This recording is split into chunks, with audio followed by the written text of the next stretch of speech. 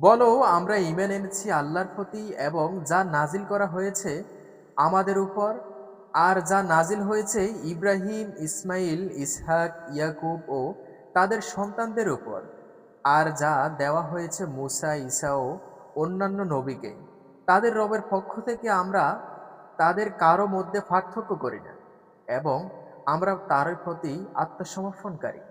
সূরা আল ইমরান আয়াত ৮৪।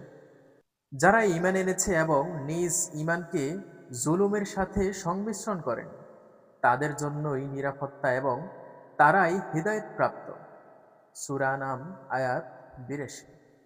আর যদি জনপদ সমূহের অধিবাসীরা ঈমান আনত এবং তাকওয়া অবলম্বন করত, তাহলে আমি অবশ্যই আসমান ও জমিন থেকে বরকতসমূহ তাদের উপর খুলে দিতাম।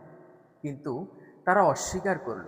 অতঃপর তারা যা অর্জন করত তার কারণে আমি তাদের পাকড়াও করলাম। সূরা আরাফ আয়াত ৯৬।